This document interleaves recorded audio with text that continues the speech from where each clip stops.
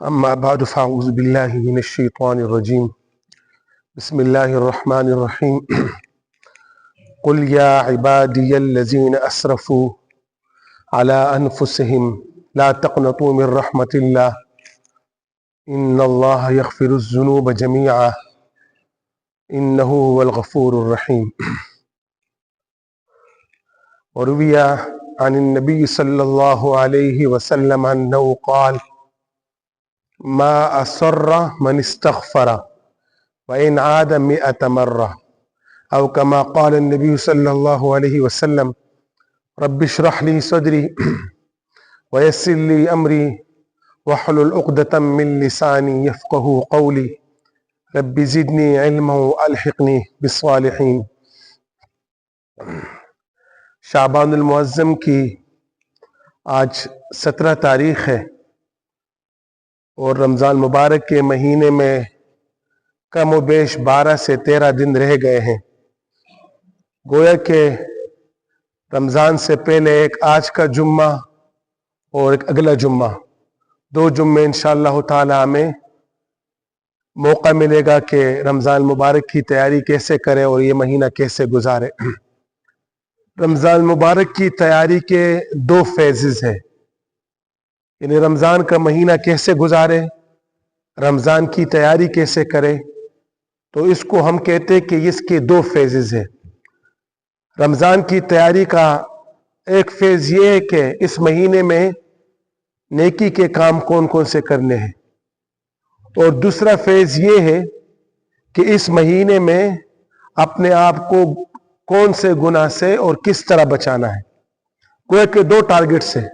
اگر کوئی شخص کہے کہ میں رمضان مبارک کی تیاری کروں اور اس کو اللہ اور رسول صلی اللہ علیہ وسلم کے بتائے ہوئے طریقے کے مطابق گزاروں، تو اس کے لیے 2 کام کرنے ہیں. ایک یہ پلان بنانا ہے کہ رمضان مبارک کا مہینہ کیسے گزارے، نماز، روزہ، زکوٰۃ اور اس کے علاوہ جو ہے تراویح، نوافل، چیریٹی، یہ جو دوسرے کام یہ کرنے کے کام ہیں، پوزیٹو میں جو کام کرنے کے. اور دوسرے نمبر پر یہ کہ رمضان مبارک کے مہینے میں کن کن چیزوں سے بچنا چاہیے. صحیح ہے، وہ کون کون سی چیزیں. تو آج انشاءاللہ تعالی ان چیزوں کے بارے میں بات ہوگی کہ جن چیزوں سے بچنا چاہیے، اور اگلے جمعے کو پھر انشاءاللہ تعالی اس موضوع پہ بات کریں گے کہ رمضان مبارک کے مہینے میں کون کون سے اعمال کرنے چاہیے اور کون کون سے جو ہے نا کون کون سی نیکیاں جو ہے اس مہینے میں خاص طور پہ ٹارگٹ رکھنی ہے. اور اگلے جمعے کو اس پر بات اس وجہ سے کریں گے کہ رسول اللہ صلی اللہ علیہ وسلم کی عادت مبارکہ تھی کہ وہ شعبان کے آخری ہفتے میں صحابہ کرام کو جمع کرتے تھے، ان کو رمضان مبارک کے مہینے کی اہمیت بتاتے تھے، اور ان کو کہتے تھے کہ آپ پہ ایک بڑا مہینہ آنے والا ہے، اس مہینے کو کیسے گزارنا ہے. تو اگلے جمعے کو انشاءاللہ وہی ٹارگٹ ہوگا. اب آج کے دن کی مناسبت سے جو ہمارا ٹارگٹ ہے وہ یہ ہے کہ ہم نے اپنے آپ کو رمضان مبارک کے مہینے میں گناہ سے کیسے بچانا چاہیے، گناہ کیا چیز ہے، گناہ کے عذاب کیا ہے، گناہ کی حقیقت کیا ہے. حقیقت یہ ہے کہ اللہ رب العزت کو کسی نیکی کے کام پہ خوشی ہوتی ہے اور کسی برائی کے کام پر جو ہے وہ ناراضگی ہوتی ہے. لیکن اتنی خوشی کسی نیکی کے کام پر نہیں ہوتی جتنی برائی کسی برائی پہ ناراضگی ہوتی ہے. اور یہ شریعت کا مزاج ہے. شریعت ہمیشہ یہ انسانوں کو طریقہ بتاتا ہے کہ اگر آپ فرائض کے علاوہ کوئی نیکی کا کام نہ کرو تو اس پہ آپ کی گرفت نہیں ہوگی، لیکن اگر آپ کوئی برائی کا کام کرو گے تو اس پہ آپ کی گرفت ہوگی. سنماری نا. اب گناہ کیا چیز ہے؟ گناہ جو ہے یہ حقیقت میں اللہ رب العزت کے مزاج کے خلاف کام کرنا، اللہ کی رضا کے خلاف کام کرنا. اس پہ عذاب کیا ہے؟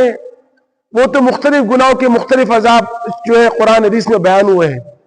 لیکن میں یہ کہتا ہوں کہ اگر اللہ رب العزت گناہوں پہ عذاب بیان نہ بھی کرتے ہیں تو میرے خیال میں صرف یہ ایک بات بھی کافی ہوتی، ہر گناہ پہ صرف یہ ایک سزا بھی کافی ہوتی کہ گناہ سے اللہ پاک ناراض ہوتے ہیں. تو اللہ کی ناراضگی سے بڑا جو ہے نا وبال کیا ہو سکتا ہے. یعنی وہ ذات، وہ محسن جس نے زندگی پر ہمارے ساتھ احسان کا معاملہ کیا اور قرآن میں 2 جگہ وہ فرما رہے کہ وَإِن تَعُدُّوا نِعْمَةَ اللَّهِ لَا تُحْصُوهَا، کہ اگر تم میری نعمتوں کو کاؤنٹ کرو گے تو کبھی بھی نہیں کر سکتے. 2 جگہ اللہ نے فرمایا. اور پھر دوسری جگہ فرمایا کہ هَلْ جَزَاءُ الْإِحْسَانِ إِلَّا الْإِحْسَانِ، نیکی کا بدلہ نیکی ہے. تو زندگی بھر اس ذات نے ہمیں کھلایا پلایا، مشکلات میں ہمیں سپورٹ کیا، ہمیں طرح طرح کی نعمتیں دی، اور ان نعمتوں کا بدلہ اگر ہم اور نہ چکا سکے، کم از کم اتنا کریں کہ اس ذات کو ناراض نہ کریں، تو یہ بھی ایک معمولی سا سودا ہے. صحیح. تو اس پہ اگر کسی گناہ پہ صرف اتنا ہی عذاب ہوتا کہ اللہ پاک ناراض ہوتے، یہ کافی ہوتی. لیکن اس کے باوجود مختلف گناہوں پہ اللہ رب العزت نے مختلف جو ہے وہ عذاب بتلائے ہیں. پھر اللہ پاک نے گناہ کے بارے میں اصول ضابطے بیان کرنے کے بعد فرمایا قرآن میں ایک جگہ کہ یا عبادی الذین اسرفوا علی انفسہم لا تقنطوا من رحمت اللہ. لوگ اکثر یہ سوال کرتے ہیں نا کہ میں نے اتنے گناہ کیے ہیں، میں نے سودی کاروبار کیا ہے، میں نے یہ کیا ہے، چوری کی ہے، ڈاکہ اور وغیرہ، کئی ساری ایک لسٹ، پتہ نہیں اللہ پاک مغفرت کریں گے یا نہیں. یہ لوگوں کے ذہن میں سوال ہوتا ہے اتنے گناہ کیے اللہ پاک اس میں معاف فرمائیں گے. اللہ رب العزت نے خود قرآن میں ایک اصول بیان کیا، فرمایا کہ یا عبادی الذین اسرفوا، اے میرے بندو، الذین اسرفوا علی انفسہم، جنہوں نے گناہ میں حد سے زیادہ اسراف کیا ہے. یہاں پہ قرآن نے ایک لفظ یوز کیا ہے، سورۃ الزمر ہے، پارہ نمبر 24 سورۃ الزمر. اللہ نے یہاں پر ایک لفظ یوز کیا کہ الذین اسرفوا علی انفسہم. اسرفوا کا مطلب ہے اسراف کرنا، حد سے زیادہ تجاوز کرنا. تو اس گناہ کے اللہ پاک نے یہاں پہ فرمایا کہ اگر کسی نے گناہوں میں حد سے زیادہ تجاوز کیا ہے. اب حد سے زیادہ تجاوز کا مطلب ہے کہ لمٹ کراس کرنا. اب ایک چیز کو میں کہہ رہا ہوں لمٹ کراس کرنا، آپ کہہ رہے ہیں لمٹ کراس کرنا، اور ایک چیز کو اللہ تعالیٰ خود کہہ رہے کہ لمٹ کراس کرنا. یعنی گویا کہ مفسرین کہتے ہیں کہ اگر کسی شخص نے زمین اور آسمان جو ہے یہ گناہ سے بھر دیے، تو اللہ فرماتے ہیں کہ لا تقنطوا من رحمت اللہ، اللہ کی رحمت سے نا امید مت ہونا. ان اللہ یغفر الذنوب جميعا، میں اللہ تمہارے سارے گناہوں کو معاف کر دوں گا، آ جاؤ میرے پاس. انہ هو الغفور الرحیم، میں بخشنے والا اور رحم کرنے والا ہوں. بالکل اوپن اناؤنسمنٹ ہے. اللہ پاک نے فرمایا کہ حد سے زیادہ گناہ، کوئی لمٹ نہیں بتائی کہ 10 گناہ 20 گناہ، کہا کہ اسرفو، حد سے زیادہ اسراف کرنے والے، وہ بھی میری رحمت سے نا امید مت ہونا. فرمایا کہ ان اللہ یغفر الذنوب جميعا، میں اللہ تمہارے سارے گناہ معاف کر دوں گا، آ جاؤ. اور اسی کے بارے میں اللہ کے رسول صلی اللہ علیہ وسلم نے فرمایا ما اسر من استغفر وَإِنْ عَادَ مِئَةَ مَرَّةٍ، کہ اگر کوئی شخص کسی گناہ کرنے کے بعد اللہ سے صدق دل سے معافی مانگے، تو اگر وہ گناہ اس نے 100 دفعہ بھی کیا اللہ پاک تب بھی معاف فرما لیں گے. لیکن اس کے لیے ضروری ہے کہ انسان جو توبہ نصوحہ کرے. قرآن میں اللہ نے فرمایا توبہ کا طریقہ بتایا، یا ایھا الذین آمنوا، اے ایمان والو، توبوا الی اللہ توبۃ نصوحا، اللہ کے لیے توبہ کرو توبہ نصوحہ. اصل توبہ جو ہے نا جو اللہ کے ہاں مقبول ہے، وہ توبہ جو توبہ نصوحہ ہے. توبہ نصوحہ کی کیا مطلب ہے؟ توبہ نصوحہ کی 3 شرائط ہے، 3 کنڈیشنز ہے. پہلی شرط یہ ہے کہ انسان جو گناہ کرتا ہے اس کو آن دا اسپاٹ چھوڑ دے، فوراً چھوڑ دے. کوئی بھی گناہ کر رہے، سودی کاروبار کچھ بھی، فوراً چھوڑ دیا، اسی موقع پہ چھوڑ دیا. دوسرے نمبر پر دوسری شرط یہ ہے کہ جو ابھی تک وہ گناہ کیا ہے اس پہ شرمندگی کا اظہار کرے، اللہ کے سامنے شرمندہ ہو جائے اور رونے کی شکل بنائے. رونا ہے اللہ کے سامنے تنہائی میں رو لے. اللہ کے سامنے رونے میں انسان اچھا لگتا ہے، برا نہیں لگتا. اگر رونا نہ رونے کی شکل بنائے، رونے کی شکل نہیں تو کم از کم سچے دل سے کہے کہ یا اللہ میں انتہائی شرمندہ ہوں جو گناہ میں نے کیا ہے. اور تیسری شرط کیا ہے؟ تیسری شرط یہ کہ آئندہ وہ گناہ نہ کرنے کا پکا ارادہ کر لے، پختہ عزم کر لے. یہ توبہ جو ہے اسلام میں قبول ہے، اور یہ توبہ جو ہے یہ اللہ پاک نے بندے سے اس کی ڈیمانڈ کی ہے. یا ایھا الذین آمنوا، اے ایمان والو، توبوا الی اللہ توبۃ نصوحا، توبہ نصوحہ کرو. 3 شرائط. نمبر 1 آن دا اسپاٹ گناہ کو چھوڑ دینا. دوسرے نمبر پر جو ابھی تک جو سابقہ پاسٹ میں کیا اس پہ نادم اور شرمندہ ہونا. اور تیسرے نمبر پر یہ جو ہے کہ آگے نہ کرنے کا عزم کرنا. اس کے بعد بھی اگر خدا نہ خواستہ انسان سے گناہ ہو جائے، چونکہ انسان عاجز ہے، پھر اللہ سے اسی طرح توبہ مانگے. یعنی ٹارگٹ نہ بنے کہ مجھے یہ گناہ دوبارہ کرنا ہے. اللہ ٹارگٹ یہ بنا کہ مجھے نہیں کرنی ہے، لیکن پھر ہے انسان ہے مجبور، اگر پھر وہ گناہ ہو جائے پھر اسی طرح توبہ مانگے. تو جب اس طرح توبہ مانگتے ہیں اللہ کے رسول صلی اللہ علیہ وسلم نے فرمایا کہ ما اسر من استغفر، کہ ایسے شخص کے بارے میں یہ نہیں کہا جائے گا کہ یہ گناہ پہ اصرار کرنے والا ہے، مطلب مستقل گناہ کرنے والا ہے، اگرچہ اس نے گناہ 100 دفعہ کیا ہو لیکن اس نے صدقے دل سے معافی مانگا. تو اللہ کے ہاں جو ہے وہ دیر ہے اندیر نہیں ہے. وہ تو چاہتے کہ میں اپنے بندوں کی مغفرت کروں. وہ مختلف موقع، یہ رمضان مبارک کا مہینہ کس لیے ہے؟ یہ اسی لیے تو ہے کہ لوگوں کی مغفرت ہو، لوگوں کے ساتھ رحم و کرم کا معاملہ ہو، اور رب اور بندے کے درمیان جو دوری پیدا ہوتی ہے سال کی 11 مہینے میں، وہ دوری ختم ہو. اور اس دوری ختم کرنے کا طریقہ یہ ہے کہ اپنے آپ کو گناہ سے بالکل بچانا ہے. اللہ رب العزت نے قرآن میں فرمایا کہ جب تک حالت نزع میں نہیں ہو میں آپ کی توبہ قبول کروں گا. صحیح ہے؟ فرمایا کہ وَلَيْسَتِ التَّوْبَةُ لِلَّذِينَ يَعْمَلُونَ السَّيِّئَاتِ حَتَّى إِذَا حَضَرَ أَحَدَهُمُ الْمَوْتُ، کہ اس شخص کی توبہ قبول نہیں ہوگی کہ جس کے موت کا وقت آ جائے، مرض الموت میں بالکل موت کا وقت ہے، اب کہہ رہے کہ انی تبت الآن، کہ ابھی میں توبہ کر رہا ہوں.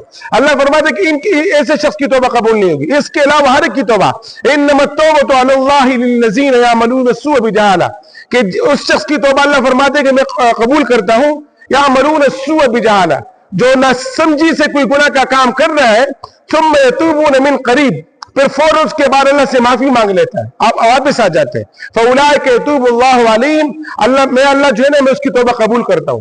تو اللہ رب العزت جو ہے یہ توبہ قبول کرنے کو پسند کرتے ہیں. اللہ پاک کی جو صفاتی نام ہے ان میں غفور ہے، رحیم ہے، رحمان ہے، رحیم ہے، غفور ہے، معاف کرنے والے، اور معاف کرنے کو پسند کرتے ہیں. یہ گناہ ایک ایسی نحوست ہے، ایسی نحوست ہے کہ اس سے جتنی اللہ کو ناراضگی ہوتی ہے شاید ہی کسی اور چیز سے ہو. رسول اللہ صلی اللہ علیہ وسلم کی ایک حدیث ہے کہ آپ نے فرمایا کہ ایک وقت اس طرح ہوگا کہ تمہارے خلاف تمہارے دشمن اس طرح جمع ہو جائیں گے جیسے کھانے کے لیے دسترخوان لگائے جاتے ہیں اور لوگ جو ہے نا دسترخوان کے چاروں طرف جمع ہو جاتے ہیں. تو وَأَنْتُمْ غُثَاءٌ كَغُثَاءِ السَّيْلِ، اور تمہاری حیثیت اس طرح ہوگی، اللہ کے رسول کے مبارک الفاظ ہیں کہ تمہاری حیثیت اس طرح ہوگی کہ جیسے پانی کے اوپر جاگ ہوتا ہے، سیلاب کے پانی کے اوپر جو جاگ ہے نا، جیسے بے وقت جاگ ہے، تو اسی طرح تمہاری حیثیت ہوگی. تو صحابہ کرام نے آگے سے پوچھا کہ یا رسول اللہ کیا ہم تعداد میں کم ہوں گے؟ آپ نے فرمایا کہ نہیں، تعداد میں تم کم نہیں ہوگے، تعداد میں تم اپنے دشمنوں کے مقابلے میں زیادہ ہوں گے، لیکن تمہارے اندر وہن پیدا ہو جائے گا، وہن. تو صحابہ کرام نے پوچھا کہ مل وہن یا رسول اللہ، کہ وہن کیا چیز ہے یا رسول اللہ کہ جس کی وجہ سے ہم اتنے گر جائیں گے؟ اللہ نے جب سے دنیا بنائی تھی تو ایک مسلمان کو 10 کافروں کے مقابلے میں طاقت دی تھی. قرآن میں خود ہے سورہ انفال میں کہ فَيَّكُمْ مِنْكُمْ 20 صابرون یغلبوا 200، کہ اگر تم میں سے 20 مسلمان ہو، 20 صابرون یغلبوا 200، تو 200 دشمن پہ غالب آئیں گے.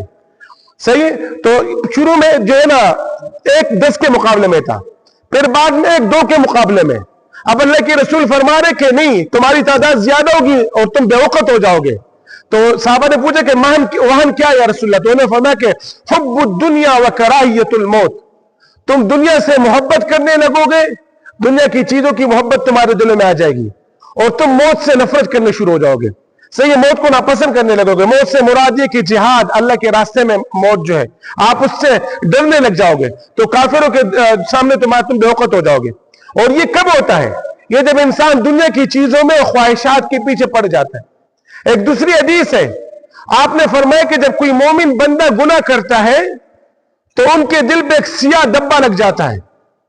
یہ ابو ہریرہ رضی اللہ عنہ اس حدیث کے راوی ہے، وہ فرماتے ہیں کہ رسول اللہ صلی اللہ علیہ وسلم نے فرمایا، ترمذی شریف کی حدیث ہے، سنن احمد میں، سنن ابن ماجہ حدیث کی 3 بڑی کتابوں میں حدیث آئی ہے. آپ نے فرمایا، رسول اللہ صلی اللہ علیہ وسلم نے فرمایا کہ جب کوئی بندہ گناہ کرتا ہے، مومن بندہ، تو ان کے دل پہ ایک سیاہ دبا لگ جاتا ہے. جب اس کے بعد وہ معافی مانگتا ہے تو معافی مانگنے کے بعد وہ دبا اللہ پاک ہٹا لیتے ہیں. لیکن اگر وہ معافی نہیں مانگتا، اس کے بعد دوسرا گناہ، تیسرا گناہ، 14 گناہ کرتا ہے، تو اس کا دل جو ہے ان دبوں سے بھر جاتا ہے. اور جب دبوں سے بھر جاتے ہیں تو دل کو زنگ لگ جاتا ہے. اور یہ جو قرآن میں ہے نا کہ ان کے دلوں کو زنگ لگا ہوا ہے، یہ اسی سے یہ مراد ہے نا. دل تو گوشت کا ہوتا ہے، گوشت کو کیسے زنگ لگتا ہے؟ صحیح نا. قرآن میں ایک جگہ فرمایا کہ لہم قلوب لا یفقہون بہا، ان کے دل ہے لا یفقہون بہا مگر سمجھتے نہیں ہیں. وَلَهُمْ أَعْيُنٌ لَا يُبْصِرُونَ بِهَا، اور ان کی آنکھیں ہیں لیکن یہ دیکھ نہیں رہے ہیں. وَلَهُمْ آذَانٌ لَا يَسْمَعُونَ بِهَا، ان کے کان ہیں لیکن یہ سن نہیں رہے. تو اللہ نے پھر کیا فرمایا ایک انسان کے لیے, اولئک کالانعام, اب ان کی مثال جانور کی طرح ہے. میرا رب اس کو جانور کہہ رہا ہے. اب اس میں بھی صبر نہیں, آگے دیکھ آگے کیا کہہ رہے ہیں, بل ہم اضل, بلکہ جانور سے بھی بدترین ہے. وہ انسان جس کے بارے میں اللہ پاک نے قرآن میں فرمایا کہ لقد خلقنا الانسان فی احسن تقویم, میں نے انسان کو خوبصورت ترین شکل میں پیدا کیا.